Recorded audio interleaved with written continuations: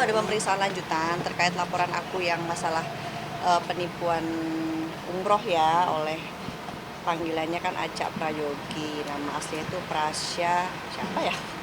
Ya itulah. Siapa sih namanya? Aslinya? Prasya Asmarandana Prayogi.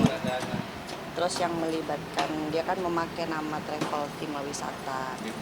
Notabene Tima Wisata itu punya ibunya. Nah sekarang ini aku datang untuk proses penyidikan lanjutan. Gitu. Mbak tadi ada berapa pertanyaan apa sih? Tadi ada berapa pertanyaan Mbak dari penyidik Mbak terkait dengan laporan ini? Nggak banyak sih, menguatkan laporan yang kemarin aja, jadi kayak tambahan aja gitu sebenarnya. Gitu. Kalau kemarin-kemarin kan aku udah nunjukin kayak bukti chat. Terus tadi juga penyidiknya juga nunjukin kayak brosur dari travel Tima Wisata kayak gitu-gitu. Nggak banyak tadi. Ada berapa pertanyaan? Berapa ya? Udah aku tadi nggak ngitung lagi. Pokoknya 3 lembar lah gitu. Enggak versi Seputar yang travel itu ya kayak? Ya yang travel.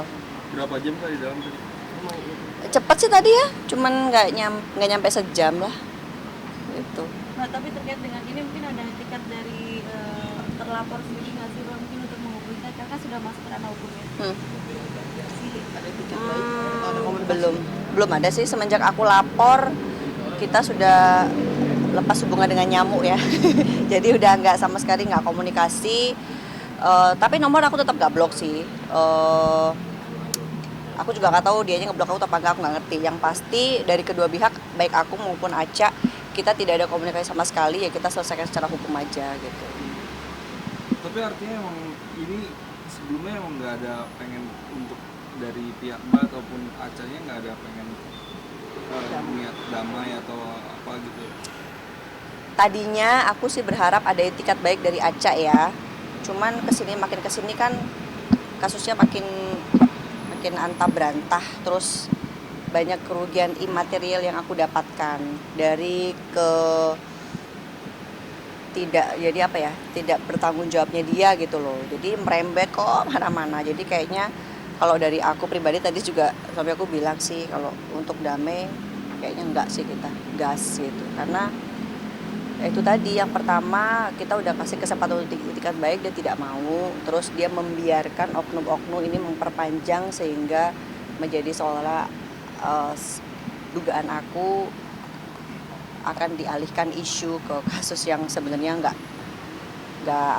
layak untuk diviralkan gitu. Jadi dan menyeret menjelekkan nama aku dan suami, jadi kayaknya udah nggak pantas untuk dikasih hati lagi gitu loh. Ibarat aku udah pernah kasih hati buat kamu, udah aku kasih pedu, kepalaku udah aku kasih, tapi masih kamu injek-injek juga, jadi ya udahlah gitu. Kalau sekarang kerugiannya seperti tetap sih sama seperti pada awal aku bikin laporan ya, sisanya 255 dari total hampir 400 gitu. Mbak ini apa ada hubungannya dengan kemarin terkait sama Kemil itu juga sih Mbak? Aku no komen lah kalau soal itu, karena ya semua juga udah tahu lah. Maksud aku jangan ngalih-ngalihin isu deh. Yang paling penting buat aku adalah gimana caranya kasus penipuan umroh ini selesai dengan cara yang sebenarnya.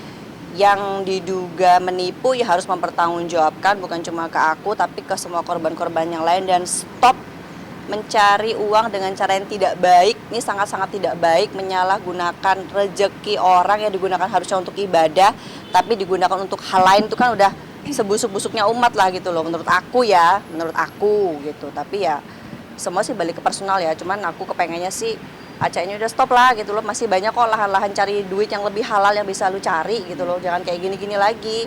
Orang sampai ada yang korban yang ibunya kena stroke lah, sampai jual ini itu pengen ibadah umrah tapi duitnya nggak balik lah, kayak gajiin haji furoda tidak terlaksana, lalu stop lah gitu loh.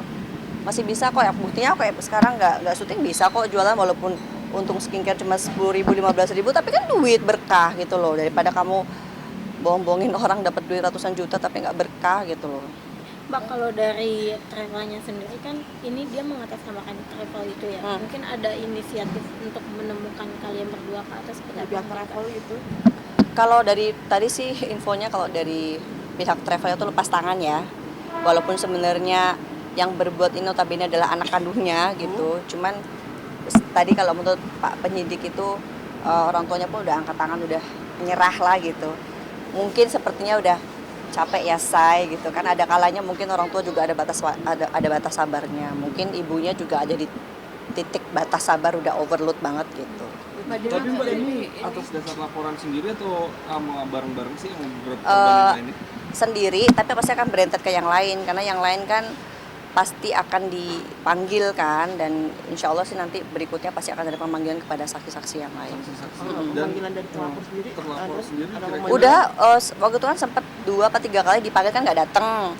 Terus tapi kemudian datang, udah memberikan keterangan juga, yaitu tadi masih belum bisa membuktikan bahwa dia benar karena memang udah ditemukan sih kayak indikasi memang menipunya memang ada gitu.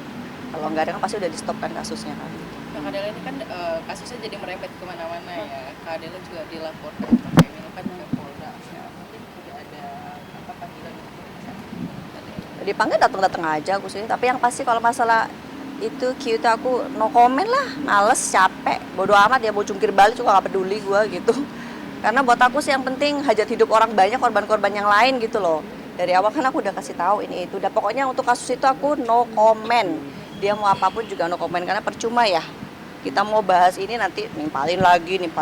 Jadi kayak kalau aku pribadi malah berpikir udah deh jangan menutup kasus yang memang sebenarnya ini kasus besar gitu loh. Jangan ditutup dengan hal-hal yang sebenarnya nggak, menurut aku sih bisa dikesampingkan dulu gitu loh.